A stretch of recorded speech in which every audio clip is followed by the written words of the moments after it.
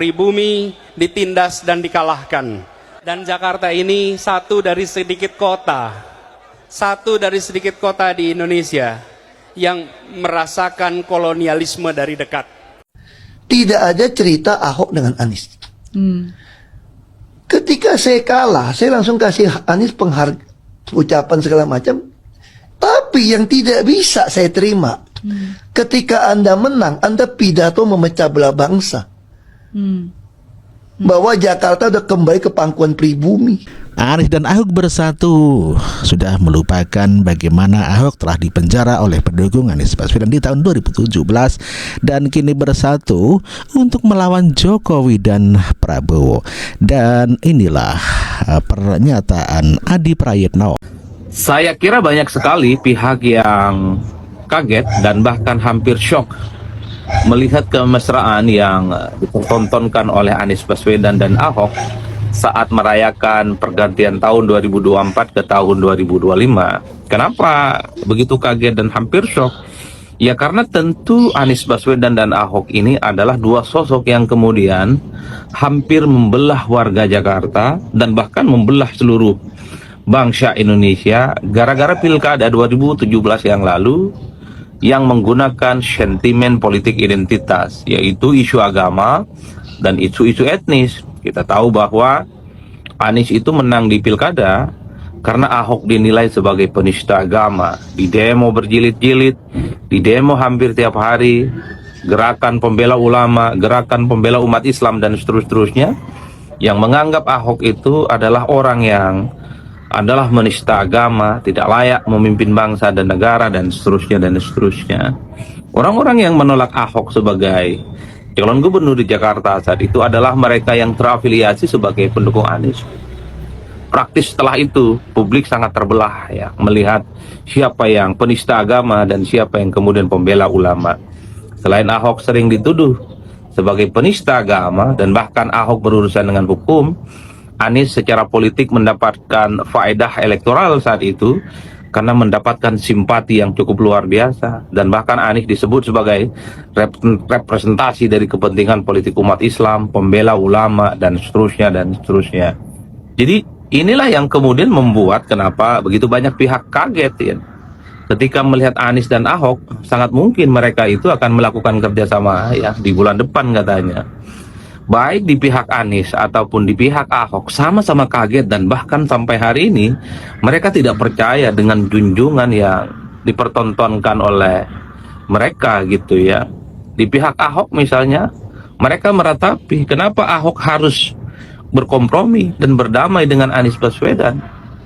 Padahal pendukung Ahok ini adalah orang yang mungkin dulu sering dikafir-kafirkan, sering diintimidasi dengan ayat-ayat politik, diintimidasi dengan ayat-ayat agama sebagai orang yang dinilai tidak ramah dengan kelompok-kelompok Islam, dinilai imannya itu tipis, dinilai itu imannya dipertanyakan dan seterusnya.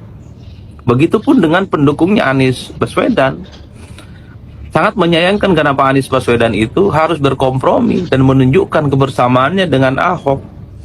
Karena bagi pendukung Anies, Ahok dan para pendukungnya adalah pihak-pihak yang sangat tidak ramah, adalah pihak-pihak yang mungkin ya tidak pantas untuk menempati posisi penting di Jakarta ini. Dan bahkan pendukung Ahok itu kan dianggap sebagai orang-orang yang selama ini memang cukup liberal ya, dan mereka itu kadar keimanannya cukup rendah.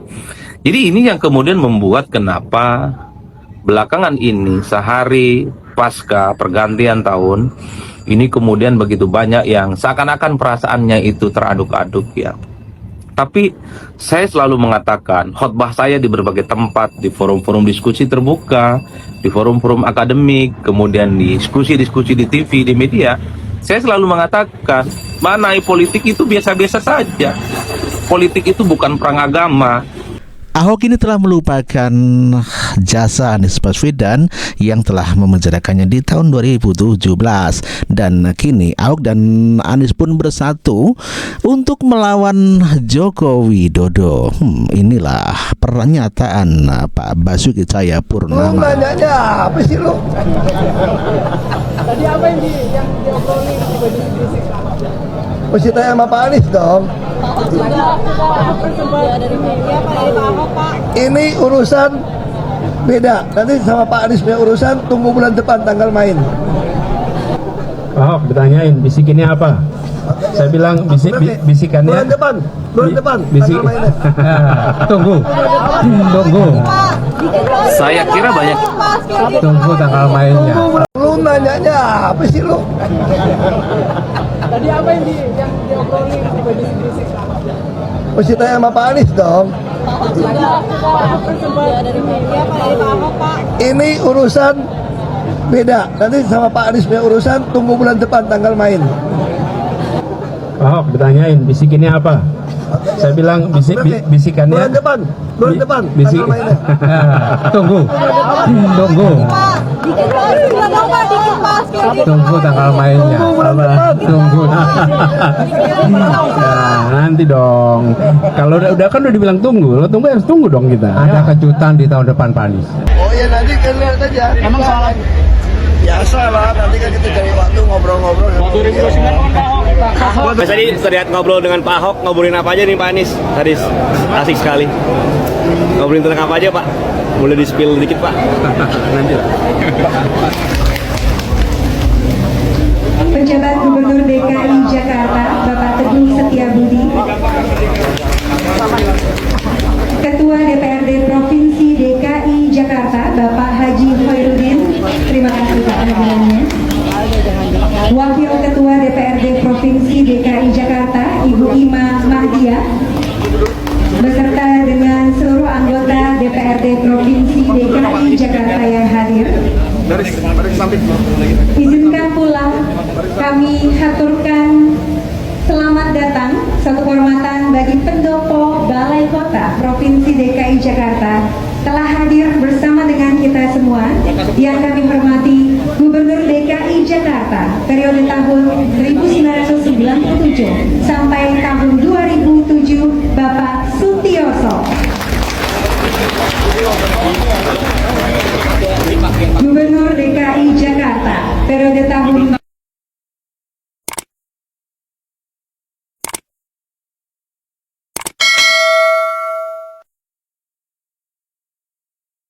Sebelumnya Basuki Cahayapurnama alias Ahok telah bersumpah tak mungkin dia bersatu dengan Anies Baswedan.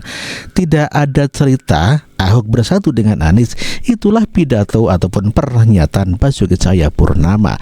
Namun demikian, demi untuk menjungkalkan ataupun balas dendam kepada Pak Jokowi, kini Ahok pun leleh atau bersatu dengan Anies Baswedan. Tidak ada cerita Ahok dengan Anies. Ketika saya kalah, saya langsung kasih Anies ucapan segala macam. Tapi yang tidak bisa saya terima, ketika Anda menang, Anda pidato memecah belah bangsa. Bahwa Jakarta udah kembali ke pangkuan pribumi yang dijajah selama ini. Itu teksnya di mana-mana. Itu sangat memecah belah bangsa. Saya ini asli Indonesia, saya undang-undang loh. Apa karena saya namanya Ahok? Itu yang tidak betul seorang Anies lakukan. Bagi saya Anies sangat tidak negarawan. Anda udah menang, yes okay gitu loh. Saya juga tidak bawa ke MA, nggak bawa ke MK. Waktu Anda ulang tahun DKI saya juga datang. Tapi kenapa Anda mesti pidato seperti itu?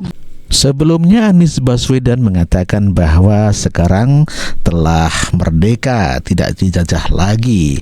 Pribumi telah memenangkan dalam pilkada ini, demikian kata Anies Baswedan pada saat dilantik menjadi Gubernur Jakarta 2017. Pribumi ditindas dan dikalahkan. Dan Jakarta ini satu dari sedikit kota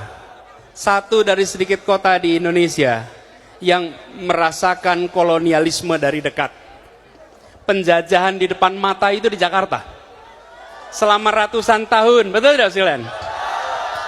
Di tempat lain penjajahan mungkin terasa jauh, tapi di Jakarta, bagi orang Jakarta, yang namanya kolonialisme itu di depan mata, dirasakan sehari-hari. Karena itu, bila kita merdeka, maka janji-janji itu harus terlunaskan bagi warga Jakarta.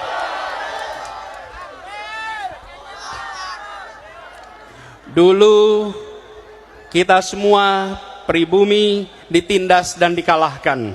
Kini telah merdeka. Kini saatnya kita menjadi tuan rumah di negeri sendiri.